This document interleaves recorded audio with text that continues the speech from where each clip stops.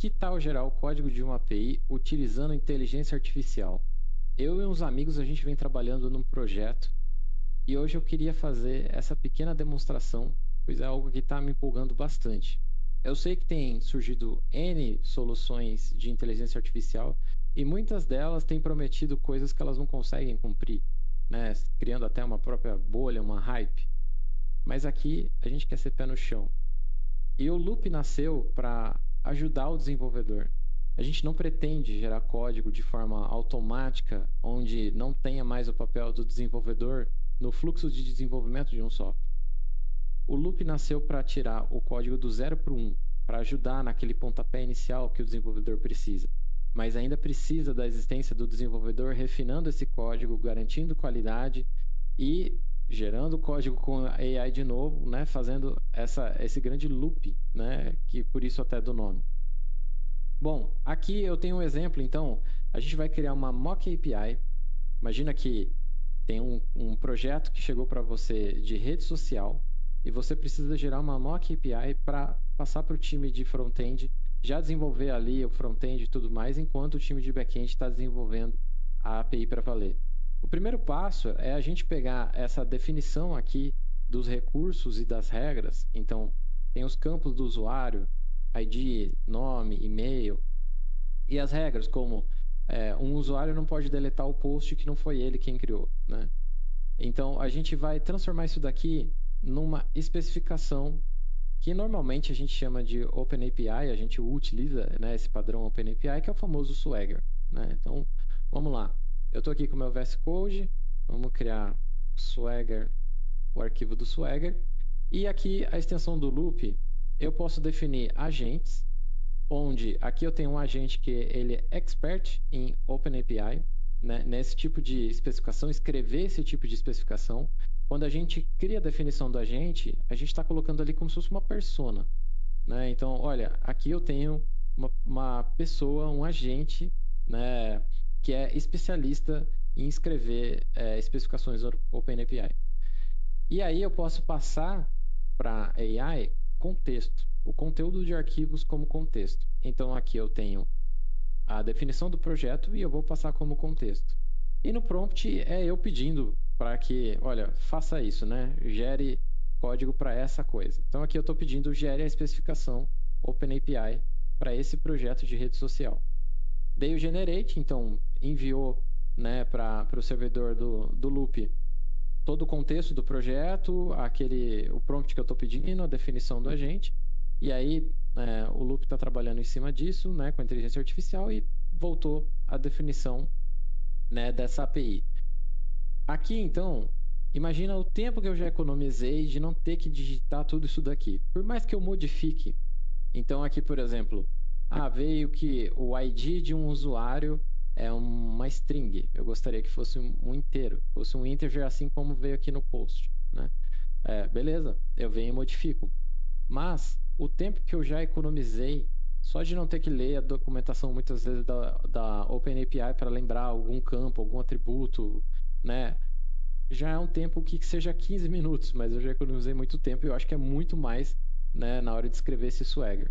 Então a gente tem as rotas de usuário, as rotas de seguidores e as rotas de posts e a definição de cada um dos payloads, né, de cada um desses recursos que vão dentro, né, das chamadas de API.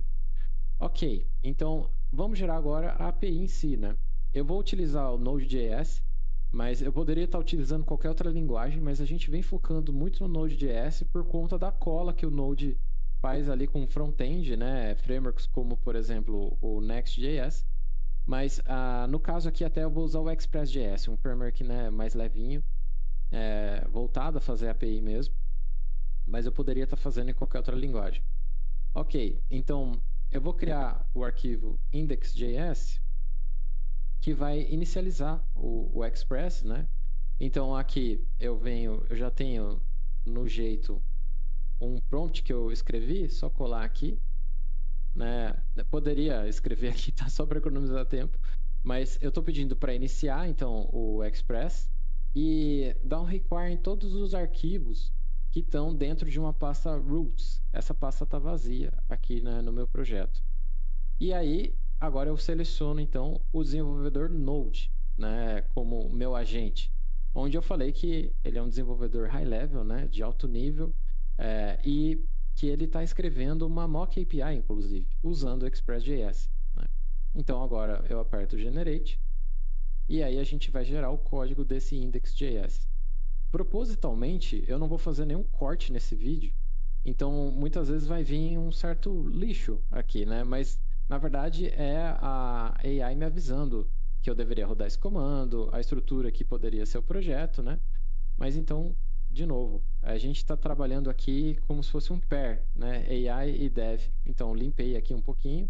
A gente do Loop tem trabalhado para remover um pouco esse lixo, como que a gente vai mostrar até para o desenvolvedor, olha, você tem que rodar isso aqui no seu terminal, né? Tá aqui uma estrutura de projeto sugerida, mas enfim, tá aqui o código que eu preciso para iniciar o Express e dando o require, né, em todos os arquivos que estão dentro dessa pasta routes que está vazia aqui no meu projeto.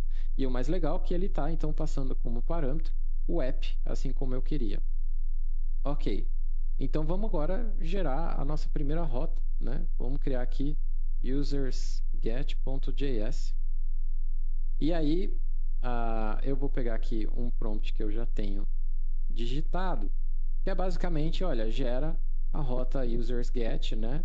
E faço o mock de alguns usuários fake, né? Para a gente poder voltar algum dado. Como contexto, eu vou passar só o Swagger de propósito, para vocês verem a diferença que faz ter essa questão de passar contexto, né? Então, dei um generate aqui, e o que eu espero que a AI vai fazer, ela vai iniciar o Express.js, ela vai fazer algumas coisas que eu não preciso. Então, tá lá de novo, né? Iniciando o Express, né? E também definindo a rota. Bom, se eu passar o index.js, ela já vai ver que eu já iniciei o Express. E aí ela pode ser muito mais sucinta. Vou pedir para gerar de novo, agora passando como contexto o index. Aqui já veio, né? Ela dando um require ali no Express, mas só para ter o router, né? Para fazer o router.get aqui. E já usando então o export, né? Fazendo tudo certinho, expondo aquela rota /users. Vou salvar. E eu já deixei aqui no meu terminal, então, para a gente rodar o index.js, está aí rodando já na porta 3000, e um curl para bater na rota users, e beleza, a gente já tem aqui a rota users. Bati o olho aqui e falei, opa, peraí, ela voltou password, né? Eu não quero que volte password. Então, é muito importante, como eu disse, a gente tem que trabalhar em conjunto, né, com a AI. Limpamos aqui, então, password tudo ok. Mas olha que interessante. O ID é uma string, como eu mostrei lá no Swagger, que estava a definição de que o ID do usuário era uma string. Legal, vamos fazer então agora a rota users post, né, .js. E eu também já deixei aqui no jeito, né, um prompt para essa rota. Vou passar o Swagger, vou passar o index e vou passar o usersget. Por que eu estou passando o usersget? Para que sirva de exemplo. Quanto mais contexto eu der, então, como eu mostro como que ela pode gerar uma rota, melhor. Ela vai respeitar mais, digamos, o estilo, né, do projeto. Então, pedi aqui para gerar e, de novo, ó lá, deu o require no Express, no router, né, definiu ali uns usuários de mock e aqui a gente tem, então, né, o post. E olha que interessante, até tem já uma função de gerar ID, né, para que a gente tenha um ID de usuário. Legal, eu tenho aqui então a rota de post. Puxa, mas eu gostaria que os usuários enviados para essa rota de post fossem salvos num arquivo, né? Para isso que a gente tem então esse botão de improve, que é algo que a gente vem trabalhando, ainda não está 100% perfeito, mas vai mandar como contexto esse arquivo aqui que está aberto na minha tela e vai melhorar ele, né? Vai adicionar coisas. Então aqui vou colocar para salvar os dados do usuário em um arquivo JSON, né? E aí eu vou dar um improve.